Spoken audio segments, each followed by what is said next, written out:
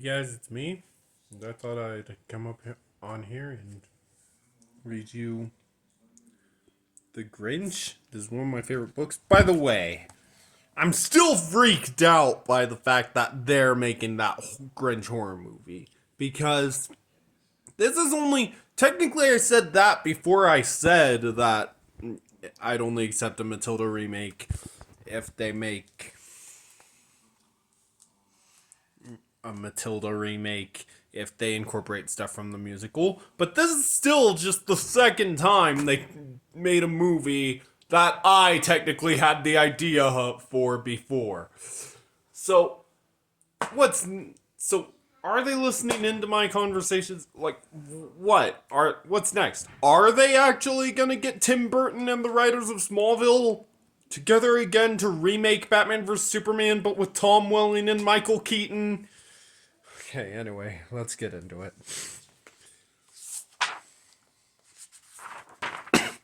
How the Grinch Stole Christmas by Dr. Seuss.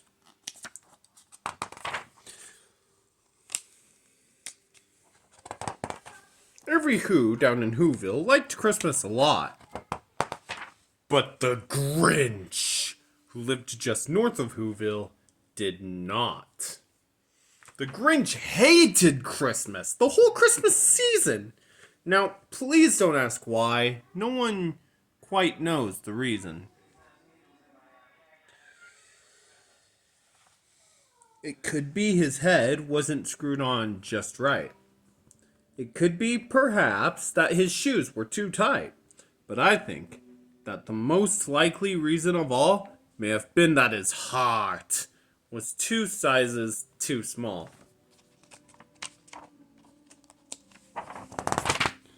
But whatever the reason, his heart or his shoes, he stood there on Christmas Eve, hating the Who's, staring down from his cave with a sour, grinchy frown at the warm-lighted windows below in their town.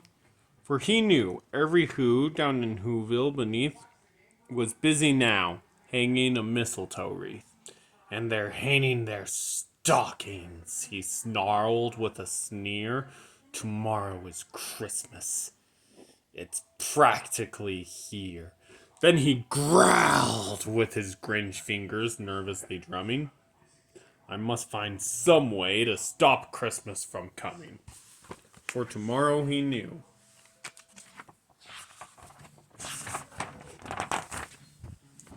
All the Who girls and boys would wake bright and early. They'd rush for their toys. And then, oh, the noise! Oh, the noise, noise, noise, noise! That's one thing he hated. The noise, noise, noise, noise!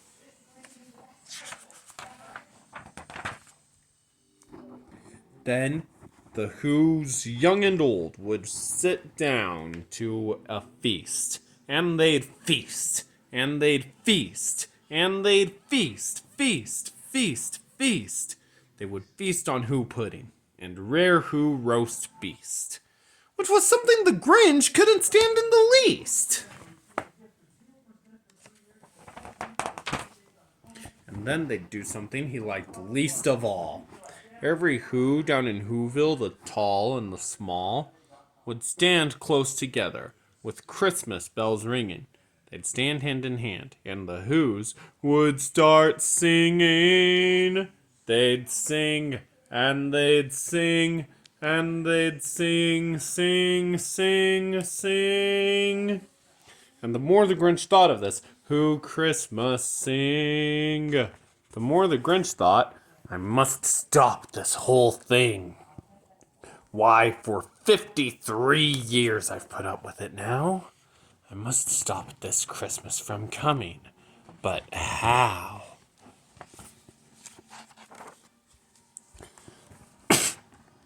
Then he got an idea. An awful idea.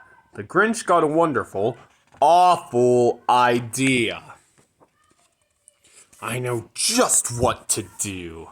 The Grinch laughed in his throat, and he made a quick Santa Claus hat and a coat, and he chuckled and clucked. "What a great Grinchy trick! With this coat and this hat, I look just like Saint Nick. All I need is a reindeer." The Grinch looked around, but since reindeer are scarce, there was none to be found.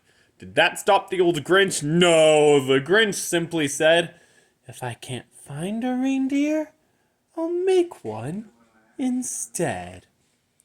So he called his dog Max, then he took some red thread, and he tied a big horn on the top of his head.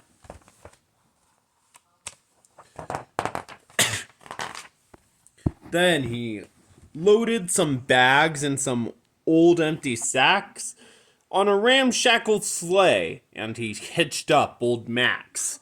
Then the Grinch said, "Get up!" And the sleigh started down towards the homes where the Who's lay a snooze in their town.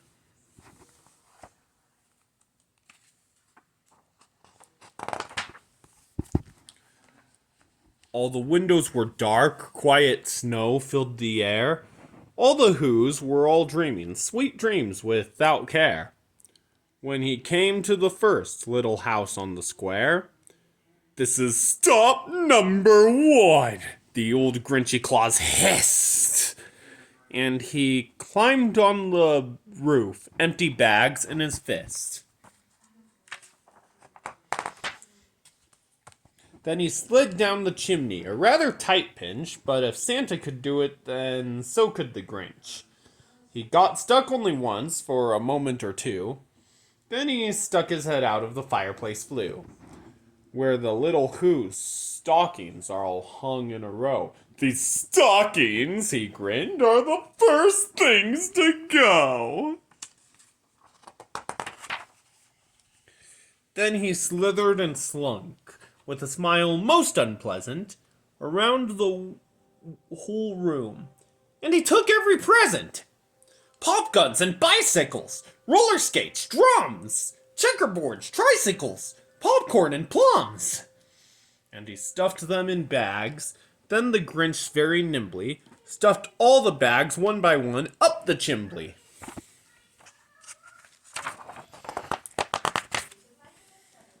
Then he slunk to the icebox. He took the Who's feast. He took the Who pudding. He took the roast beast. He cleaned out that icebox as quick as a flash. Why, that Grinch even took their last can of Who hash. Then he stuffed all the food up the chimney with glee. "And now," grinned the Grinch, "I will stuff up the tree." And the Grinch grabbed the tree and he started to shove when he heard a small sound like the coo of a dove. He turned around fast and he saw a small Who, little Cindy Lou Who was no more than 2. You hear that? Yeah, remember that next time you watch the Jim Carrey movie. She's supposed to be 2 years old. Okay. Then the Grinch had been caught by this tiny Who daughter, who'd got out of bed for a cup of cold water.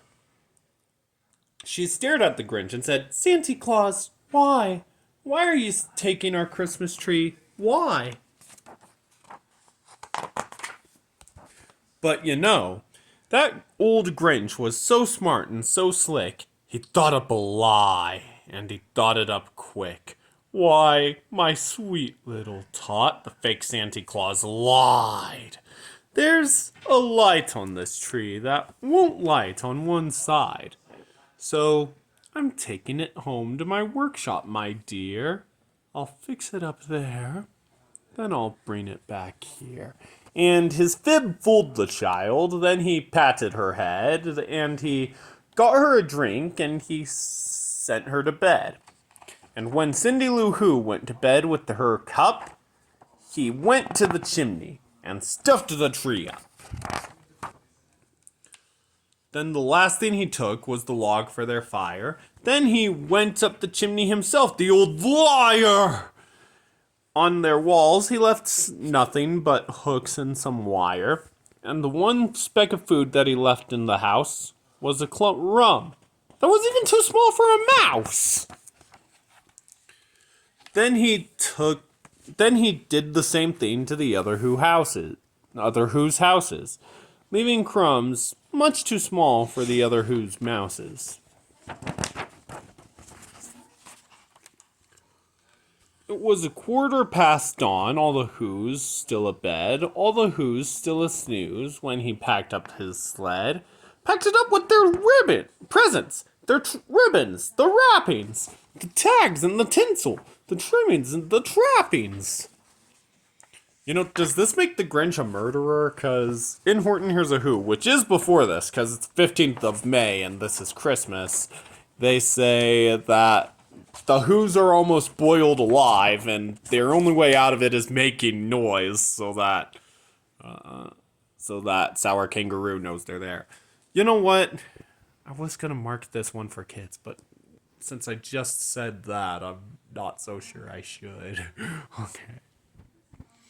3,000 feet up the side of Mount Crumpet, he rode with his load to the tip-top to dump it. Pooh-pooh to the Who's, he was grinchiously humming. They're finding out now that no Christmas is coming. They're just waking up. I know just what they'll do. Their mouths will hang open a moment or two, then the Who's down in Whoville will all cry boo-hoo.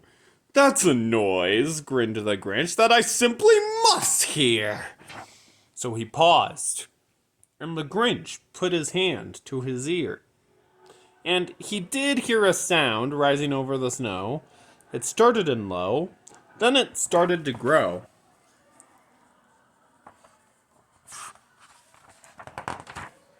But the sound wasn't sad. Why, the sound sounded merry.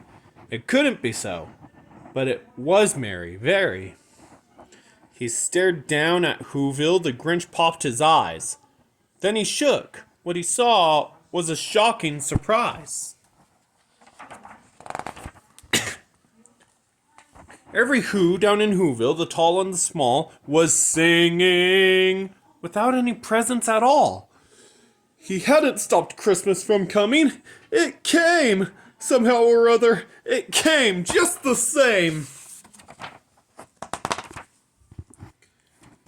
And the Grinch, with his Grinch feet, ice cold in the snow, stood puzzling and puzzling. How could it be so? It came without ribbons. It came without tags. It came without packages, boxes, or bags. And he puzzled and 3 hours till his puzzler was sore. Then the Grinch thought of something he hadn't before. Maybe Christmas, he thought, doesn't come from a store. Maybe Christmas, perhaps, means a little bit more. And then what happened then? Well, in Whoville they say that the Grinch's small heart grew 3 sizes that day. And the minute his heart didn't feel quite so tight, he whizzed with his load through the bright morning light. And he brought back their toys and the food for the feast. And he himself, the Grinch, carved the roast feast. All right, hope you enjoyed me reading one of my favorite books by one of my favorite authors. If you did, make sure to like, subscribe if you want to. And I probably should hold off on saying the other stuff since I don't know who this is for anymore, considering I brought up that whole Grinch being a murderer thing. I'll see you next time. Bye!